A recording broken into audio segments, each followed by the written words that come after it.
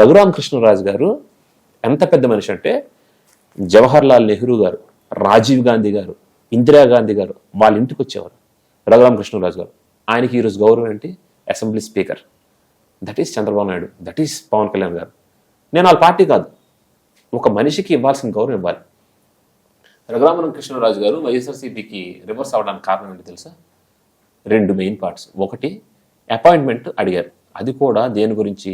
ఆయన పర్సనల్ పనుల గురించి కాదు, టీడీడీకి సంబంధించి కొన్ని లోటుపాట్లు జరుగుతున్నాయి, అవి అట్లా జరగకూడదని చెప్పడానికి. అపాయింట్మెంట్ ఎవరికి అపాయింట్మెంట్ లేవు. ఈయన ఇప్పుడు పబ్జీ ఆడుకుంటుంటాడు సౌమ్యుడు. 6 గంటలు బెల్ల టింగ్ టింగ్ టింగ్ కొడితే పబ్జీ. సౌమ్యుడు ఆడుతూనే ఉంటాడు ఇలాగ పబ్జీ. మళ్ళీ తెల్లవారు వస్తాడు, షర్ట్ ప్యాంట్ వేసుకొని చుట్టూ పరదాలన్నీ కట్టుకొని మళ్ళీ బయటకు వస్తాడు. బయటకు వచ్చి ఇలా అంటాడు, ఇలా నరుగుతుంటాడు అన్నమాట గాలిలో. అలవాటు ఇలా గొడ్డలు పట్టుకొని ఇలా ఇలా ఇలా ఇలా నరకడం ఇష్టం కదా. ఆ కత్తి ఉండదు, ఆ ఫీల్ పోతుంటుంది. ఇప్పుడు ఇలాగ అనుకుంటూ మాట్లాడమనండి, మాట్లాడలేడు. అంటే ఇలా నరుకుతుండాలన్నమాట. అలవాటు కదా నరకడం, అలా నరికి పొడడం. అందుకే మాట్లాడుతున్నప్పుడు కూడా ఇలా నరుకుతుంటాడు. ఇది నరకపోతుంటే ఇవి బయటకు రావు. ఇది స్పీచ్ ఆల్రెడీ అక్కడ మ్యాటర్ ఉంటుంది, రాసుకొని అది చూసి చెప్తుంటాడు. చెప్తున్నా నరుకుతుంటే లోపల ఇంజిన్ తిరుగుతుంది, లేకపోతే ఆగిపోద్ది, మళ్ళీ షౌమిడ్ అయిపోతాడు. సో అన్ని కనెక్షన్లు అనమాట జగన్మోహన్ రెడ్డి. ఇంకో రీజన్, ఒక రీజనే చెప్పారు మీరు. ఇంకో రీజన్ ఏంటి? అది 2 రీజన్స్ ఉన్నాయి అని అన్నారు కృష్ణరాజు గారు. రివర్స్ అవటానికి 2 రీజన్స్ ఉన్నాయి. ఒకటి టీటీడీకి సంబంధించి, ఇంకోటి అపాయింట్మెంట్ నియోజకవర్గంలో జరుగుతున్నవి, పార్లమెంట్ లో జరుగుతున్న వీటికి వస్తే. ఇప్పుడు రాజశేఖర రెడ్డి గారు ఉన్నారు, ప్రజా దర్బార్ అని పెట్టేవారు. అంటే రోజుకి మినిమం 3 నుంచి 4 ఎమ్మెల్యేలు. అప్పుడు ఉమ్మడి ఆంధ్రప్రదేశ్లో 293 ఎమ్మెల్యేలు ఉంటే, ఈ పార్టీ ఆ పార్టీ అని కాకుండా ప్రతి ఎమ్మెల్యేకి ప్రతిరోజు ఎవ్రీడే ఆయన ఎమ్మెల్యేలకు రోజు 4 అపాయింట్మెంట్ ఇచ్చేవాడు, 6 to 8.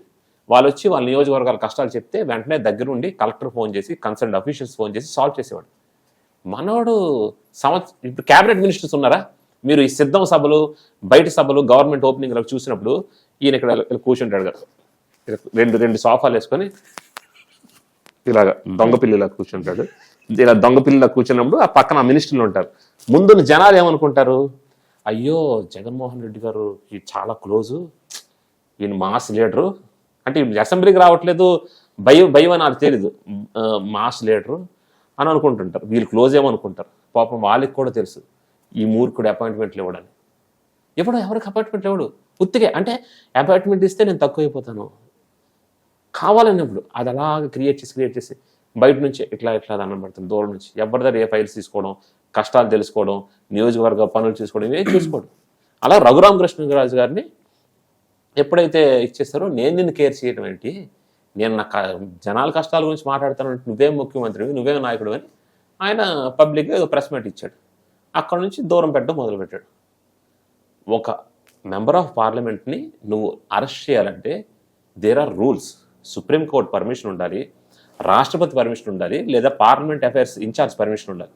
వీళ్ళు ఎవరు పర్మిషన్ లేకుండా ఒక మెంబర్ ఆఫ్ పార్లమెంట్ని హైదరాబాద్ నుంచి లిఫ్ట్ చేసి కిడ్నాపే అంటారు, చేసేసి అమరావతికి తెచ్చి అక్కడ ఆయనకి చిత్రవధ చేసి ఒక మనిషిని, అంత పెద్ద మనిషిని లోపల పెట్టి కొట్టించి, నేను తిరుమల దర్శనంకి వెళ్తే వైకుంఠ ముక్కోటి ఏకాదశి దర్శనం మొన్న రఘురామకృష్ణరాజు గారు నేను కలిసి వెళ్ళాం.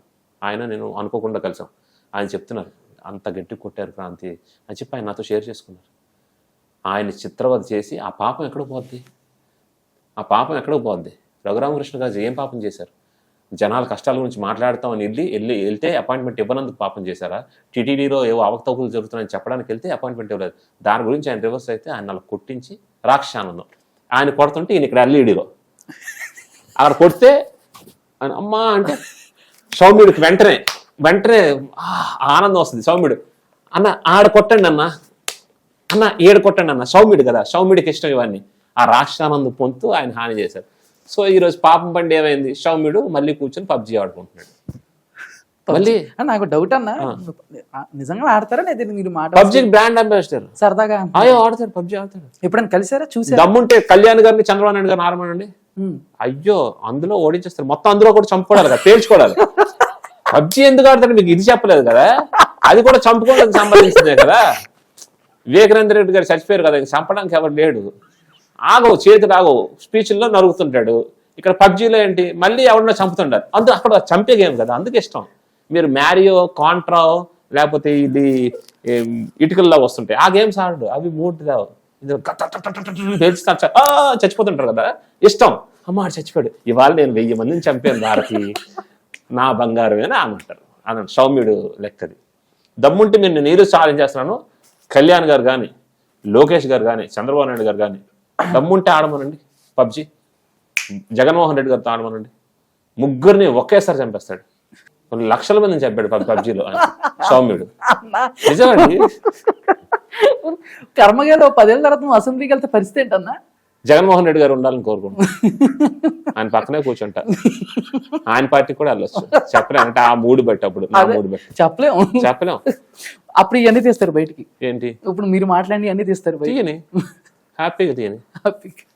ఆయన పార్టీలో ఉంటాను అంటున్నాను కదా, ఓకే, ఆయన పక్కనే కూర్చుంటా, సేఫ్.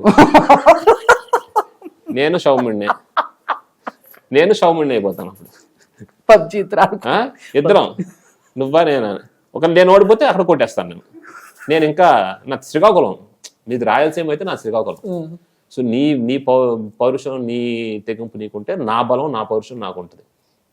సో కాదు కూడదు, నేను పబ్జీలో అందరిని చంపేస్తున్నాను కదా, వివేకానంద రెడ్డి గారిని చంపిస్తాను కదా, నేను తోపుని తురుముని అంటే భయపడేవాడు ఎప్పుడు లేడు ఇక్కడ. మాకు వచ్చు, మేము చేస్తాం, ఎత్తి కొడతాం. సో నువ్వు నీట్గా ఉంటే మేము నీట్గా ఉంటాం. లేదు నేను ఇవన్నీ చేసి బయటకు వచ్చి మళ్ళీ కరుణామయుడిలాగా సౌమ్యుడిలాగా నటిస్తానంటే నేను కూడా అదే చేస్తాను. నేను నీకన్నా మంచి యాక్టర్, ఎందుకంటే ఆల్రెడీ పుష్ప చేస్తున్నాను, గేమ్ చేంజర్ చేస్తున్నాను, అయ్యో ఇంకా బాగా నటిస్తాను. ఓకే.